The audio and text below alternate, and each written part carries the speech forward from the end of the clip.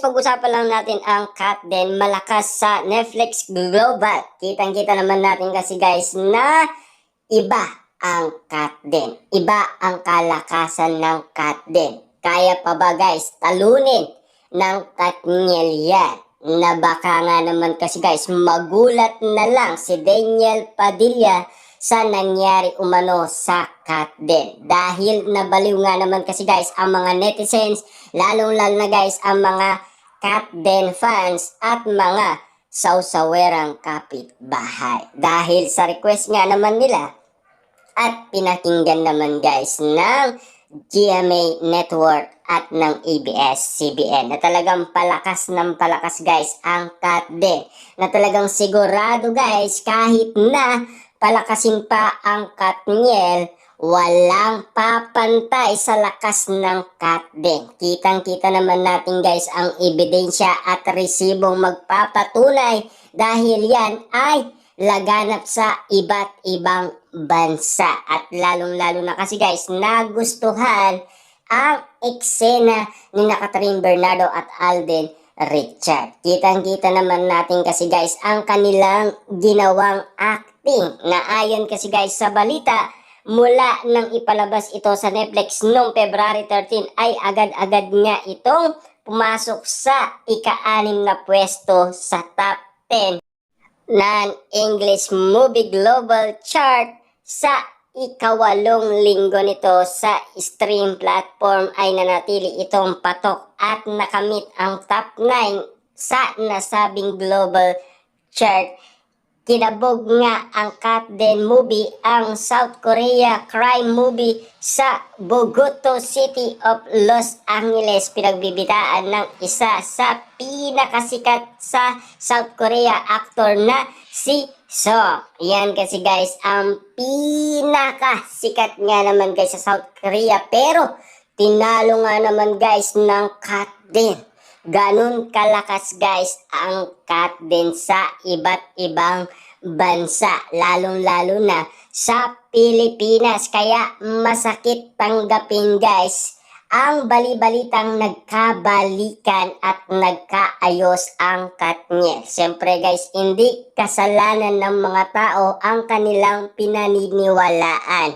At lalong-lalo na guys, masakit sa kanila dahil dalawang mata nila ang kitang-kita nila kung papaano ang sweetness at lambing ni na Alden Richard at Catherine Bernardo na mukhang paasa lang daw at mukhang nanloko lang sila ng maraming tao. Yan kasi guys ang akahakang sinasabi ng karamihan na talagang grabe ang nangyari umano sa Kat Den ngayon. Kahit na sabihin na natin guys napakalakas nila dahil nakuha nga naman kasi guys ng Kat Den ang kiliti ng mga netizens, Delulu fans at mga sawsawerang kapitbahay. Nakapasok din ang Hello Love Again sa top 10 movie chart ng Netflix sa 4 na bansa, Bahrain, Qatar, United Arab Emirates at siyempre dito sa Pilipinas kung saan ito number 1 ng ilang linggo. Sa kasulukuyan ito ay nasa top 8 movie ng Netflix Philippines dahil sa lakas nga ng Kat Den ay hindi nakapagtataka kung mag-request ang Netflix sa Star Cinema at GMA Feature para sa bagong pelikula ng Kat Den. Siyempre guys, paano niya? Nilalait na sila ng maraming tao. Diba? Marami na ang bumatikos umano kay Alden Richard at Catherine Bernardo. Si Catherine Bernardo ay tinawag ng marupok. Si Alden Richard din ay tinawag na gay. Kasi ang alam naman natin kasi guys, doon na ang pinag-uusapan na papunta na yung level nila, sana yung mag-on na sila. Kaso nga lang guys, merong sumisingit na nag-iingay. Kaya nga naman kasi guys, pinag-uusapan ng mga netizens at mga sawsawerang kapitbahay na paasa lang ang Kat Den. Paano pa mangyayari yan?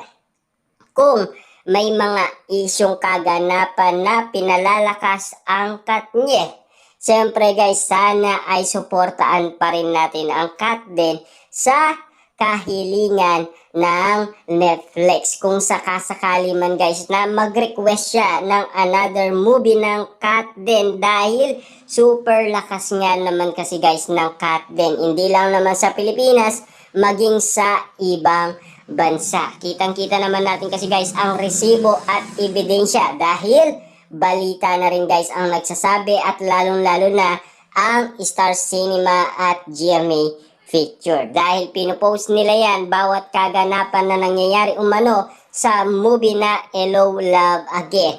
Kung papaano kalakas ang Kat Den at kung papaano inibig ng maraming tao ang movie na Hello Love Again. Dahil sa kalakasan nga naman guys ni Catherine Bernardo at Alden Richard, unti-unti na silang binabatikos umano ng maraming tao dahil sa mga eksenang mga nangyayari ngayon. Dahil ang matunog ngayon ay ang Katniel. Dahil sa ingay ni Sian Gasa, talagang naging maingay at malakas ang pangalan Katniel. Dahil sinisigaw ng mga Dilulo fans na mga Katniel fans, sina Daniel Padilla at Catherine Bernardo na muli nga naman silang babalik at gagawa nga naman kasi guys ng movie. Siyempre guys, kaabang-abang na ang mangyayari. Dahil nga naman kasi guys sa mangyayaring movie ng Katniel ay unti-unting nililinaw sa ating guys ni Makagago na yan kasi ay magiging blockbuster ulit dahil pinalalakas muli ang Katniel. Dahil alam naman natin guys, pumina noon ang Katniel dahil natalo nga naman kasi guys ng movie na Hello Love Goodbye. Lahat kasi guys ng movie ng Katniel talo lahat. Paano pa kaya guys sa Hello Love Again? Siguradong bagsak lahat guys ng movie ng Katniel. Hindi natin masisisi guys si Catherine Bernardo kung sino man ang pipiliin niya, basta't makita lang natin siya guys masaya at hindi nasasaktan tulad ng dati. Kasi noon nakita natin si Catherine Bernardo na parang butot balat na lang kung mapapansin natin si Catherine Bernardo na mukhang nagkasikip niya naman kasi na napakatin.